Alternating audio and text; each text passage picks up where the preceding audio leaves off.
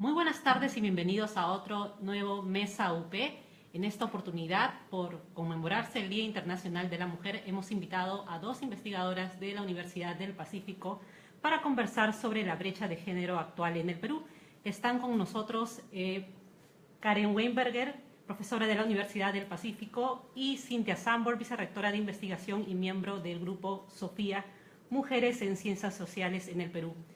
Muy buenas tardes a ambas. Y la primera pregunta es, ¿qué es lo que se conmemora en este día? Bueno, buenas tardes. Ese día es un día durante el año que tomamos una pausa para recordar todos los sacrificios que han hecho mujeres en generaciones anteriores, todas las luchadoras por los derechos a trabajar, los derechos a educarse, los derechos a votar, de tener propiedad en tu propio nombre, que nosotros hoy día asumimos como normales, pero que históricamente se han tenido que conquistar, ¿no? Entonces, hoy día pensamos cuánto hemos avanzado desde las generaciones anteriores y también cuánto nos falta avanzar más, obviamente. Creo que también es un momento para reflexionar sobre el rol actual en la sociedad de la mujer, también creo del hombre, y un tema que conversamos hace un momento, el tema de la familia, ¿no? Y cómo la mujer tiene un rol dentro de la familia, porque se ha visto, digamos, uno escucha permanentemente este discurso de sí, porque tenemos un montón de roles, y de hecho la universidad ha hecho una serie de investigaciones en el tema sobre la problemática de la mujer en el campo laboral, en el campo familiar, en fin, y creo que es un momento para también reflexionar cuánto se ha avanzado y cuánto deberíamos, no sé si avanzar, cambiar, transformarnos, reinventarnos como sociedad, como familia, ¿no? Porque creo que el rol, efectivamente, como tú recordabas, Cynthia, de todas estas mujeres luchadoras de esos años, si tú las sacaras de ese momento y las trajeras al día de hoy, yo me pregunto qué actividades realizarían ellas hoy. Mira, si nosotros miramos lo que hemos avanzado es enorme. O sea, las mujeres logrando el derecho a educarse, hoy día creo que la mayoría de estudiantes universitarios en el país son mujeres. Sí. La mayoría de estudiantes en secundaria ya son mujeres. Las mujeres están avanzando a una igualdad de derechos real en acceso a educación, tanto primaria, secundaria como superior, ¿no? En el mundo laboral las mujeres están trabajando en casi todas las profesiones, no con igual situación, pero avanzando mucho. Pero lo que dice Karen, si miramos la estructura familiar y cómo la sociedad nos acoge o no nos acoge, esa mujer que se educa, que estudia, que saca su posgrado, que trabaja full time, todavía asume la mayor parte del trabajo también doméstico y familiar. Y los estudios nuestros demuestran que hay, en términos de distribución del tiempo, la mujer tiene una doble y triple jornada que todavía no cambiamos como sociedad. Y ahí también es interesante preguntarnos, ¿nosotros las mujeres quisiéramos cambiar esos horarios? Porque también a veces uno ve en la estructura de las familias, ¿no?, que la mujer le dice al hombre, al esposo, no te preocupes, lo hago yo. Entonces el hombre quiere intervenir, no, eso lo hago yo. No, eso, además decimos, ¿no?, mejor lo hago yo. Entonces, claro, finalmente el hombre dice, bueno, sí, seguramente tú lo haces mejor que yo. Y te comienza a dejar tareas y uno comienza a asumir tareas que de pronto no hemos todavía aprendido como sociedad a delegarle a otros, ni a los hijos. Si uno ve en sociedades más avanzadas, en las que, por ejemplo, digo más avanzadas, no sé si la verdad es avanzada, pero sociedades distintas, más igualitarias, en las que el hombre entra a la casa y puede cocinar sin ningún problema. Pero a veces, tú ves en nuestra sociedad, donde el hombre entra a la casa y quiere cocinar, la mujer dice, no, ni lo hagas, lo hago yo. Entonces también creo que es un tema de nosotras mismas pensar en de qué manera estamos criando a nuestros hijos, educando a nuestros hermanos y también a nuestros padres, ¿no? Sí, yo creo que el cambio legal y de derechos sigue siendo importante. Seguimos faltando derechos a conquistar en el Perú. Pero este cambio más a nivel societal y a nivel cultural es muy importante, y es educación y reflexión, ¿no? Yo también estoy de acuerdo. Uno que tiene hijos hombres tiene que pensar todos los días si yo estoy creando un hombre realmente diferente, un hombre realmente que asume su responsabilidad, que es igual y no superior o diferente en su conducta. Y también el tema de quién hace la labor doméstica, porque en el Perú también tenemos estudios en la universidad sobre el tema del trabajo doméstico, y hay todo un campo de labor para las mujeres de clase media educadas que salen a trabajar, tienen ingresos, con lo cual contratan otras mujeres de nivel socioeconómico menor para cuidar sus hijos y cuidar sus padres, ¿no? Porque estas tareas alguien tiene que hacerlo, y hay todo un campo ahí que todavía no goza de los derechos laborales que tenemos nosotros. nosotros, ¿no? Y de alguna forma no hemos logrado esta familia moderna en la cual todos participan por igual, ¿no? Ahora, es interesante también ver cómo hoy estas mujeres, por ejemplo, de niveles socioeconómicos o de menores ingresos, niveles económicos más bajos o menores niveles educativos, ya se les permite salir a trabajar cama fuera, ¿no? Que el hecho de que estén casadas, por ejemplo, y tengan una familia y se pueda entender que tienen un trabajo de 8 horas, que puedan salir a trabajar en una casa y regresar. Porque también los hombres, yo recuerdo en esta investigación que se hizo hace unos años, el hombre no puede mujer se enfrente a nuevas, digamos, a nuevos retos, a tener más información. Entonces, también creo que se ha avanzado mucho también en cuanto, de alguna manera, el respeto del hombre hacia el hecho de que la mujer de niveles económicos más bajos pueda salir a la calle y regresar, digamos, a su casa, ¿no? Y que no esté obligada a estar en su casa. Desafortunadamente también vemos hoy cómo muchas mujeres están asumiendo tal ímpetu, tantas ganas, tal liderazgo en el mundo del trabajo, que los hombres están dejando de trabajar también. Entonces y ahí entra un tema que en el Perú es un tema grave, que es el tema de la violencia doméstica, ¿no? Y hemos visto una marcha enorme el año pasado, la campaña Ni Uno Menos, porque Perú ha avanzado mucho en lo que es que la mujer se educa y se trabaja, pero en lo que es el nivel de violencia en el hogar, la violencia doméstica, estamos realmente, al final de la cola estamos muy mal, ¿no? Y uno de los factores es que la mujer se está transformando más y los hombres no están asumiendo y se genera mucho roce. No es el único factor, pero el hombre siente que tiene que controlar su esposa o controlar sus hijas a punto de golpes, a punto de violencia, y esto es terrible. Esto es un tema que afecta en todos los estratos, ¿no? En todos los estratos sociales hay violencia doméstica que recién estamos tomando conciencia, ¿no? Que es un tema como de esta generación, ¿no? Lo que pasa es que también, ¿qué se entiende por violencia, no? De pronto, si le preguntas a algunas mujeres de otras épocas, el que les griten, el que les obliguen, el que les digan, para ellas no era violencia, era parte de su cultura. Entonces yo también digo, si es violencia para nosotros, si uno se pone a pensar en los castigos que me cuenta mi madre que les daban cuando ellas eran chicas, o sea, claro, para mí sería una violencia espantosa, no se me ocurriría, pero eso en esa etapa era, digamos que normal. Entonces era considerado normal, cosa que para nosotros definitivamente no lo es. Pero sí recuerdo cuando nuestras madres, que en mi caso particular mi madre no trabajaba, o sea, ella, su rol era totalmente distinto, ¿no? Su rol era exclusivamente formar a los hijos bien, esa era su responsabilidad, que comiéramos bien, por supuesto, y que la comida esté a tal hora, ¿no? Claro, cuando eso va cambiando, se comienzan a educar, cambia el rol y cambian también los horarios, ¿no? Hoy día las mujeres... yo creo que hombres y mujeres, ¿no? ¿Cuántas horas trabajamos al día? ¿Y qué entendemos por trabajo, no? Si es un trabajo remunerado o no remunerado. Ahora yo digo, si todas las exalumnas, y pensando en la universidad, tú las ves 33 años, Karen, un hijo, basta, me muero con 2, ya no puedo, no me alcanza el tiempo, con uno más que suficiente, porque le tengo que dar todo mi tiempo a esa niña o niño. Yo me pregunto, ¿qué estaremos hablando el Día de la Mujer en 30 años, cuando esas niñas hayan sido hijas únicas y hayan sido educadas por madres que han estado educadas, digamos, y han tenido un trabajo? ¿Qué estarían hablando en 30 años sobre el Día Internacional de la Mujer? Pero yo creo que ahí el tema es recordar de dónde venimos, porque el derecho y la posibilidad de planificar tu familia es algo reciente en el Perú y el mundo. O sea, hemos conquistado el derecho de decidir cuándo y cuántos hijos vamos a tener. Mayormente, hay quienes quieren quitarnos ese derecho también, ¿no? Pero, digamos, se puede planificar, ¿no? Entonces, la mujer que no quiere hijos o no quiere más o quiere postergarlo, puede hacerlo mayormente, ¿no? Pero la mujer y el hombre que quieren tener hijos encuentran todavía un régimen laboral en muchos casos que lo hace muy difícil. Y tú dijiste algo antes, o sea, el hombre también quiere cambiar. Tenemos jóvenes que quieren ser mejores padres que su padre, que quieren estar presente en la vida de su hijo. Y quizás igual o más difícil para un hombre en el trabajo pedir licencia para ir a una actividad de su hijo en el colegio o algo porque se ve mal. O salir a bañar al hijo, ¿no? Claro, llegar a casa a bañar a tu hijo o hacer las tareas con él. O sea, como sociedad tenemos que pensar para quienes desean tener familia, cómo permitirlo, porque es un valor. Decimos que somos pro familia y sin embargo en la estructura laboral y la política pública hay mucho por hacer todavía. Es indudable el avance de la mujer, como ustedes bien dicen, a lo largo de los años, pero aún existe brecha de género en bastantes sectores, ¿no? En el sector de educación, en el sector social, en el sector laboral, y han surgido nuevos problemas, ¿no? Si antes existían otros problemas, ahora hay nuevos. ¿Cuáles serían estos nuevos problemas que tienen las mujeres en estos sectores? Yo creo que el tema, aquí hemos hablado de lo que es educación de la tubería con goteras, se llama, ¿no? Del leaky pipeline, ¿no?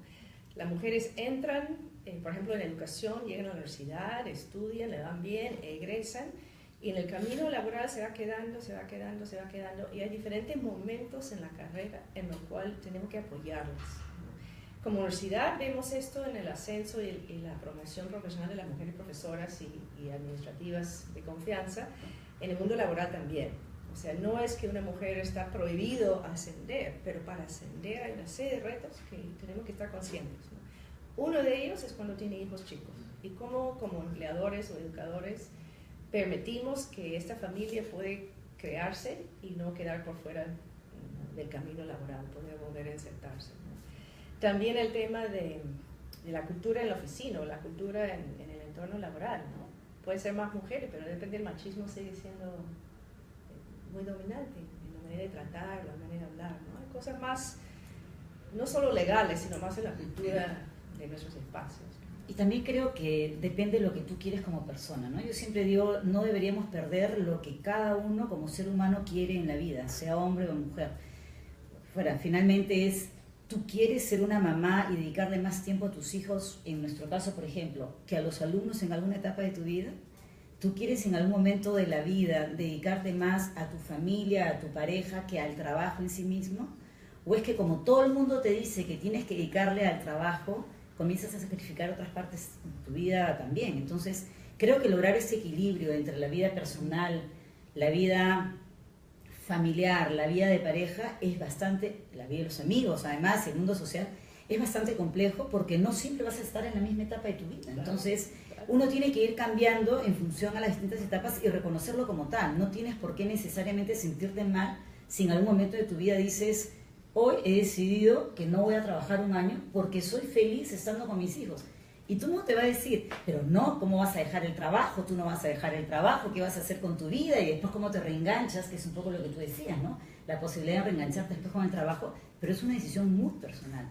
Y yo en ese sentido soy bastante respetuosa porque creo que hay mucho también, y lo veo en el mundo del emprendimiento, por ejemplo, tienes que poner 4 sucursales en tu empresa y tiene que seguir creciendo. Y de pronto la mujer está en una etapa en la vida en la que dice, mira, yo quiero un equilibrio, quiero tener 2 sucursales, pero quiero tener una vida relativamente tranquila en mi familia, quiero ver a mis hijos, y tiene todo el derecho de hacerlo, creo yo, ¿no? Pero tienes también por el otro lado este mundo en que te dice, no, tú tienes que hacerlo, no, que tú tienes que tener igualdad de los derechos. Y finalmente la pregunta que siempre me hago es, tú como mujer, como persona, ¿qué es lo que te hace feliz? Tener a los hijos, trabajar 18 horas, 24 horas. Hay gente que trabaja, yo recuerdo en alguna etapa de mi vida, yo descansaba mucho más en la universidad que en mi casa. O sea, prefería estar acá porque era más fácil que llegar a la casa y encontrarte con todos los problemas, las tareas del colegio, firmar. Y dices, oye, quiero regresar a la universidad que es más fácil. Entonces sí creo que hay momentos en los que tenemos que repensar y ser felices con nosotros mismos. O sea, lo que pasa es que yo creo que en una sociedad como la peruana, que sigue siendo muy tradicional y muy machista en muchas cosas, el costo de tomar ciertas decisiones sigue siendo muy alto, ¿no? Y como tú mencionaste, el costo de decir no quiero trabajar por un periodo porque quiero estar más cerca de mis hijos, significa que alguien te tiene que mantener. Y si esta persona no te puede mantener, tu pareja, tu familia, tu padre, ¿cómo lo vas a hacer? ¿No? Y si esta persona utiliza el hecho que tú eres un dependiente económica para controlarte o abusar de su poder, también se ocurre. Muchas veces la mujer no deja a una pareja abusiva por la necesidad económica de lo que significa mantener sus hijos, ¿no? O al contrario, la mujer que sale por unos años y quiere volver al mercado laboral, ¿no? Eso es algo, por ejemplo, yo creo que nosotros como universidades que forman personas, tenemos y podemos mejorar lo que es ofrecer una serie de formas de recapacitar y reinsertar de la mujer en el mundo laboral, ¿no? El apoyo a emprendedores, el apoyo a iniciativas empresariales de mujeres, por ejemplo, ayuda mucho a la mujer que quiere volver y ya la línea de carrera que siguió antes de repente no es la misma, pero puede hacer otras cosas, porque sí creo que la independencia económica es fundamental, ¿no? No tenemos un país donde el Estado subvenciona a la familia, claro. Y tenemos que vivir de algo, ¿no? Y tener las habilidades para poder tomar esas decisiones. Ahora, en el mundo de emprendimiento sí es un mundo en el que la mujer sale al mundo del emprendimiento cuando quiere ser independiente en horarios, pero seguir trabajando. Claro. Entonces el emprendimiento es una muy buena opción para la mujer, digamos, que quiere desarrollar, que tiene a un esposo con un trabajo relativamente seguro y un ingreso relativamente seguro que le permita a ella usar el tiempo y estar cerca de la familia, ¿no? Yo creo que el mundo del emprendimiento ayuda. Sí. No, hay otro tema que no hemos mencionado porque quizás uno piensa mucho en su propia realidad, ¿no? Pero hay muchísimas familias en el Perú donde la mujer es madre y padre, ¿no? Hay muchísimas mujeres que tuvieron hijos de repente no esperados, no planificados, o que tuvieron hijos con pareja que no han asumido una responsabilidad por estos hijos. Es un tema muy serio en el Perú, ¿no? Y ahí sí hay mucho trabajo que hacer, que pasa por educación sexual, por empoderar a las mujeres a decidir cuándo y cómo, y por educar también a los hombres a asumir responsabilidad, ¿no? Y ese es un tema que creo que es parte de la discusión hoy día en el Perú de cómo educamos a las personas, de planificar su familia y de ser responsable cuando tienen familia, ¿no? Y nosotros tenemos la suerte de tener familias formadas y de tener trabajo estable, pero muchas mujeres no la tienen y tienen que cubrir hijos y cada vez más también padres ancianos, porque esta situación de la mujer en sándwich es cada vez más. Claro. O sea, nuestros padres viven más y las mujeres muchas veces asumimos responsabilidad por ellos y a la vez tenemos hijos dependientes y tienes que trabajar. Y esto exige muchísimo, que en nuestra sociedad mucho cae sobre la espalda de la mujer. Medidas como las cuotas de género han dividido a personalidades en todo el mundo, ¿no? Hay gente que está a favor y hay gente que está en contra. Hay gente que está a favor de como una medida momentánea para lograr la igualdad. ¿Cuál es la opinión de ustedes? Yo creo que hay que diferenciar entre cuota y acción afirmativa o discriminación positiva. Yo estoy absolutamente a favor de la acción afirmativa donde había una brecha o una discriminación histórica. Y lo digo porque yo soy producto de políticas de acción afirmativa. Yo logré una beca para estudiar en una universidad muy prestigiosa gracias a que esa universidad tenía una obligación judicial de buscar más alumnas mujeres porque no tenían 10% nomás. Entonces tuvieron una política de acción afirmativa, es decir, salir a reclutar, conseguir más postulantes mujeres, compararlos y si todo era igual, contratar más mujeres, en mi caso, becar más mujeres. Yo creo que estas medidas de discriminación positiva son necesarias, con mujeres, con minorías étnicas, ¿no? en muchos casos. Poner cuotas no es lo mismo, poner cuotas es decir, tú tienes que tener 30% como sea, no. Pero si todo es igual y ponemos una medida de favorecer a la mujer porque necesitamos llenar una brecha, yo sí estoy de acuerdo. Y sí estoy de acuerdo con medidas de mostrar que estás esforzándote a buscar mujeres. Yo estoy plenamente en desacuerdo con las cuotas porque creo que deberíamos, cuando uno está, en el caso, por ejemplo, postular becas o este tipo de acciones, lo que tenemos que hacer es ayudar a que las mujeres estén en igualdad de condiciones y tengan la igualdad de oportunidades. Por ejemplo, igualdad de oportunidades, estar bien informadas para saber dónde están las becas. Igualdad de oportunidades, saber bien 2 idiomas o 4 idiomas los que necesitas para obtener una beca.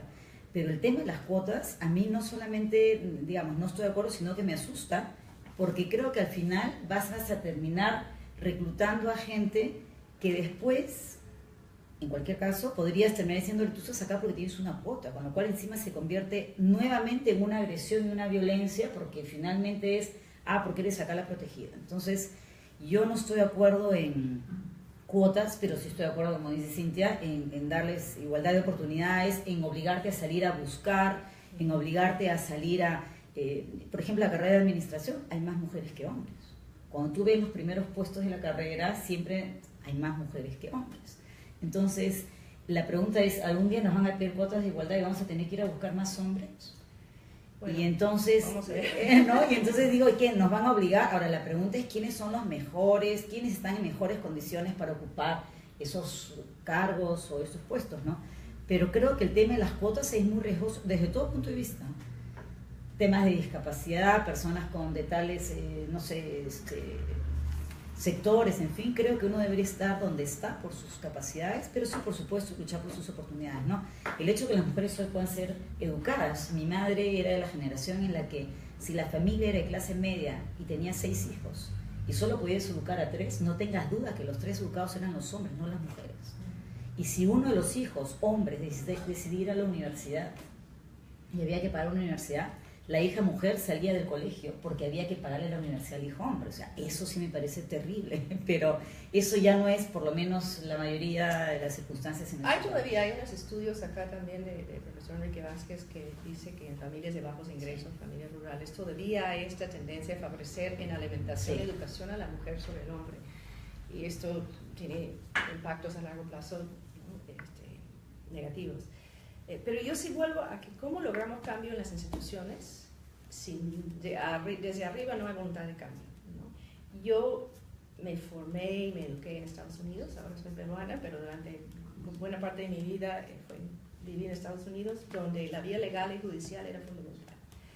Entonces las empresas, los clubes privados, las universidades fueron enjuiciadas por discriminación sistemática contra la mujer, también contra afroamericanos, minorías étnicas, y tuvieron que mostrar por ley que habían hecho un esfuerzo de rectificar esta situación, becas, programas especiales de reclutamiento, promoción laboral, incluso contratos con el sector público separados para estos grupos para rectificar una situación de sistemática discriminación. Acá en el Perú la vía judicial es más difícil, ¿no? Los juicios por discriminación son muy pocos en el país, ¿no? Muy pocos. Pero sí tiene que haber medidas de persuadir y obligar a las instituciones a cambiar, ¿no? Entonces yo sí creo que necesitamos más que los buenos deseos, sí necesitamos medidas y necesitamos luchar para que haya medidas de igualar las oportunidades.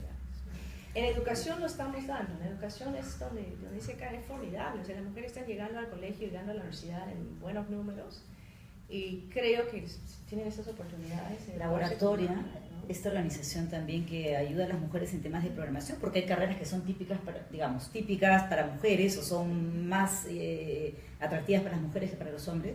Hay muchas organizaciones que están apoyando, pero yo creo que los años 80 en el Perú fueron un periodo clave para el desarrollo de la mujer. El Perú ha tenido en más de una oportunidad la tasa de emprendimiento más alto femenino a nivel mundial. ¿Por qué? Porque las mujeres no tenían otra alternativa, ¿no? Y tenían que salir a la calle a ser vendedoras ambulantes, a ser empleadas domésticas, porque tenían que sobrevivir, porque frente a ese machismo en el que el hombre cobraba el sueldo y se emborrachaba, la mujer no tenía otra opción que salir a trabajar porque tenía que mantener a los hijos, porque finalmente quien la ayudaba a sobrevivir, digamos, la inspiración eran los hijos. Entonces, creo que ahí hubo muchas oportunidades duras, pero a la fuerza, para que las mujeres salgan a buscar oportunidades laborales y obviamente ver la necesidad de educarse, ¿no? Yo creo que las mujeres clase media o mujeres de bajos recursos que salieron a trabajar sin educación son hoy las grandes promotoras de que las hijas sean educadas. Y eso hace que hoy yo siento que hay mucho más interés de las madres por educar a las hijas que de las propias madres por educar a los hijos hombres. No sé si, no lo he investigado, si ese será el resultado de por qué hoy hay más mujeres en el mundo de educación que antes, pero sí veo que hay mucho esfuerzo de las madres por decir a las hijas, tú tienes que salir adelante y tienes que estudiar, ¿no? O sea, valorar la educación. Ahora, justo que mencionabas el tema de hay carreras que siempre han sido predominantemente para mujeres u hombres, ¿por qué hay alguna explicación por la cual hay menos mujeres científicas o hay menos mujeres que dejen las ciencias? ¿Qué es lo que está pasando ahí? CITEC, que es una institución que ha tomado un vuelo muy interesante en el Perú, muy importante en los últimos años. CITEC tiene una línea de investigación sobre mujeres en ciencia y tecnología en el Perú y me tocó la semana pasada escuchar los primeros resultados de unos estudios que han contratado, ¿no? Y es una situación realmente tremenda que empieza en el hogar y en el colegio, donde las chicas se aconsejan a ir a cierta carrera considerada femenina, que tiene que ver con el cuidado, la educación, la enfermería. Y los chicos, sobre todo los buenos con números, están orientados a ir a ciencia y tecnología. Y de ahí tú llegas a la secundaria, los cursos que llevan, y luego las universidades, las facultades de ingeniería y de las ciencias duras siguen siendo 90% masculinos, y en el sector público más aún porque no se jubilan, o sea, los viejos profesores que son brillantes pero que están ahí toda la vida. Entonces, realmente la chica que quiere estudiar ingeniería o quiere estudiar física entra en si es que llega a la facultad, no encuentra modelos, mentoras, y es realmente todo el camino siente que no es para ti, tú eres raro, ¿no? Ahora, se están dando becas, se están dando apoyo a diversos programas de posgrado en el Perú, se están promoviendo ejemplos de mujeres científicas peruanas, precisamente para que las chicas se animan a esta carrera que el país escasea, necesita. Lo que pasa es que creo que también son los modelos que han seguido y cómo han sido educadas, ¿no? O sea, somos finalmente resultado de un proceso educativo de una cultura determinada. Cuando tú encuentras efectivamente, no sé, yo he trabajado mucho con gente en ciencias forestales, por ejemplo, ¿no? Entonces te dicen, oye, pero vas a tener que ir al monte, ¿no? Y vas a tener que cazar o enfrentarte a animales raros, y entonces y vas a tener que dormir en la mitad de una carpa, y vas a dormir con hombres. Entonces, claro, todo eso hace que desde chica tú vayas pensando en cuáles son las carreras. Y por otro lado, qué lindo si serías profesora, o qué linda si serías enfermera, porque no me digo enfermera. Entonces terminas, claro, son una serie de modelos que no se pueden lograr cambios en 15 años ni en 20 tampoco, porque finalmente tienes un par de generaciones previas que han ido formando en el camino, ¿no? Yo creo que hay mucho más mujeres hoy, tengo una hija que está saliendo del colegio, hay muchas más que están postulando a carreras de ingeniería, súper interesantes, pero también las ves que como perfil son distintos. Y ahí creo que los individuos, por eso digo, los individuos somos distintos en esencia, ¿no? Yo conozco mujeres en el mundo de la mecánica, por ejemplo. Y claro, la mujer en el mundo de la mecánica, ya el entorno del lenguaje, del mundo en el que se tiene que desarrollar, solamente las palabras que hablan ya son distintas, ¿no? Y el lenguaje, cómo hablan, son distintas. Pero sí tienen detalles, por ejemplo, en el caso de autos, son para el tema de planchado de pintura, porque son mucho más acuciosas con los detalles, aparentemente, porque además nuestra cultura nos dice que las mujeres son más acuciosas con esos detalles. Entonces, si vas a que el carro mejor planchado el detalle, eso te la ve la fulanita en el taller porque ella sabe ver esos detalles. Yo creo que también tiene que ver temas genéticos, ¿no? Naturalmente, cuando uno ve grupos multidisciplinarios en la universidad, y a veces también ves, en el caso de la mujer, ahora que estamos en el tema de la mujer, grupos de mujeres que no quieren hacer grupos con hombres, porque dicen, no, ellos no trabajan, ya los discriminan ellas a ellos, ¿no? Sí, tampoco. Ellos no, tampoco, no, porque mira, no es importante nosotras. Y por otro lado, el tema del conflicto, no sé, creo que somos distintos en esencia genéticamente también. Uno de los estudios que ha auspiciado Concitec sobre mujer en ciencia y tecnología, y se los recomiendo, ahora están saliendo los resultados, ¿no? Era sobre el tema del trabajo en grupos y el trabajo de campo. Y era fascinante porque hacían trabajo etnográfico, de ver qué es lo que pasa en las universidades, en la agraria, en la uni, ¿no? Y 5 universidades públicas también. Y había esto, primero para el trabajo de campo decían que los hombres vayan a recoger la data del campo y la mujer ayuda a procesarla porque es más ordenada y porque se puede encontrar peligro si sale al campo, incluyendo hostigamiento de sus propios compañeros o de otros, ¿no? Y los papás de familias, si su hija está en una carrera universitaria que tiene trabajo de campo, también se mueve miedo que se vaya al campo y se puede hacer daño, etc., ¿no? Pero luego en lo que es la carrera de la misma universidad, superando el trabajo de campo, haciendo la tesis, graduándote con el título, también lo que pasa en las facultades, ¿no? Que el profesor principal, el que tiene los recursos y el fondo de investigación, llama a quien él quiere llamar y generalmente llama hombres, ¿no? Y busca su par, su similar, ¿no? O sea, que la mujer logra ser mentorada y promovida es todo un tema, ¿no? Pero que Concitec está haciendo estudios sobre esto con la idea de revelar prácticas que hay que cambiar, me parece fascinante. Sí. Tenemos 2 preguntas. La primera dice, ¿qué pasa cuando solamente al ver tu CV quedas fuera por ser mujer, como muestra el estudio de Vyuba Kogan? Bueno, eso es algo que tienes que aceptar que pasa y que sucede y que yo creo que va a suceder. La pregunta que yo haría ya es un proceso de psicoanálisis, ¿no? ¿Cuál sería, digamos, cuál es la razón por la cual el que elige es un problema del individuo que elige, ¿no? O de quien contrató al individuo que elige y que hace una selección exclusivamente porque lee que en el currículum eres hombre o eres mujer, ¿no? Y yo creo que no sé si es un tema más social o es un tema individual. Bueno, para empezar a decirle que esa es una práctica ilegal, ¿no? Y en el mejor de los mundos, mujeres discriminadas por este factor deberían recoger información que comprueba y hacer un juicio y denunciar a la empresa o la entidad que discrimina, porque es absolutamente ilegal en el Perú discriminar por factores de sexo, de raza, etnicidad, de origen, salvo que tú puedes mostrar que el trabajo requiere que tenga estas características, ¿no? Y es muy difícil mostrar esto. Entonces, es ilegal, ¿no? Debería ser prohibido, sancionado, etc. Ahora, ¿cómo evitar en la práctica? Como dice Karen, es un trabajo dentro de las instituciones de levantar conciencia, Sí, claro. ¿no? Los estudios de Luba y los estudios también de Gustavo Llamada, Francisco Alarce y otros han hecho estudios en los cuales los CVs son anónimos, ¿no? O mandan CVs a avisos de trabajo y lo único que cambia es el sexo o factores que indican. Y sí demuestran que las mujeres son llamadas menos y últimas en la cola, aunque todo lo demás está igual. Entonces hay un prejuicio a veces subconsciente del empleador que la mujer puede ser problemática. Yo he visto y yo he escuchado, por ejemplo, en algunas empresas, el tema del género y la edad, porque están en edad reproductiva.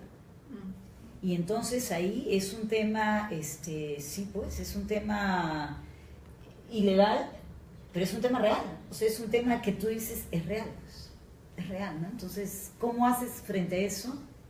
¿Ves? Me pongo a pensar en una startup que recién comienza y tiene que contratar a un hombre o a una mujer.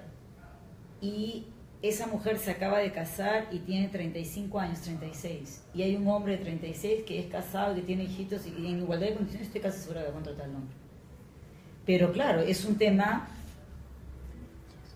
que es real. Que tenemos que cambiar. Que es real, pues. Es parte de... Exactamente.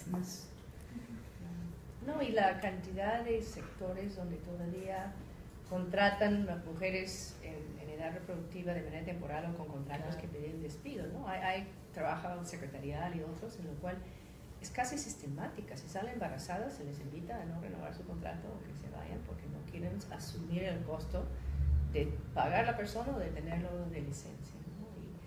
Y siendo Perú una economía informal, más del 70% de las empresas son informales en estos temas, es decir, legalmente no cumplen con lo que la legislación manda.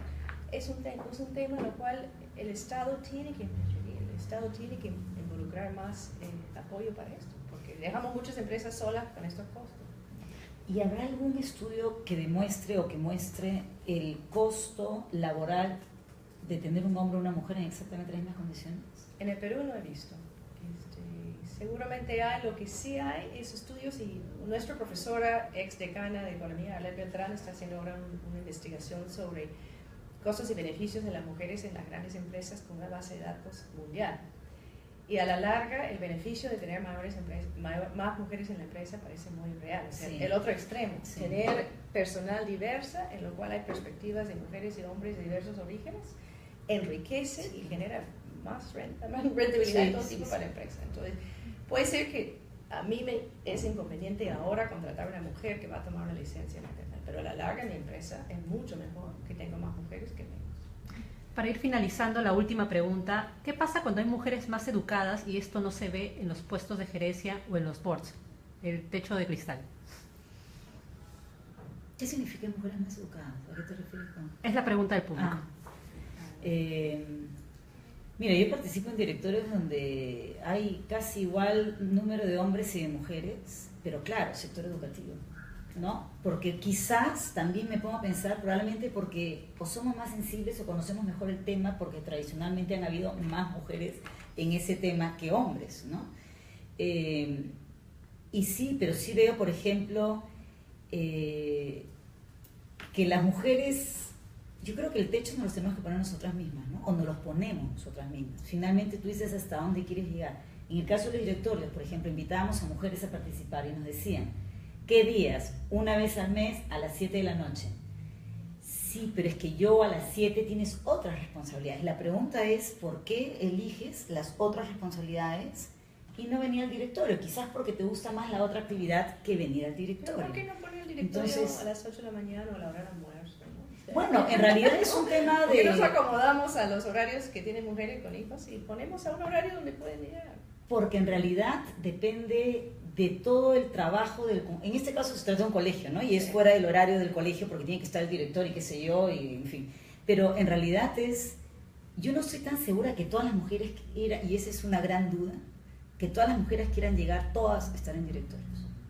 Y eso es algo que lo he escuchado muchas veces, porque siempre escucho este tema de los directorios no hay el mismo número de, en tal sitio no hay el mismo número de. La pregunta es, ¿todas las mujeres quieren llegar ahí?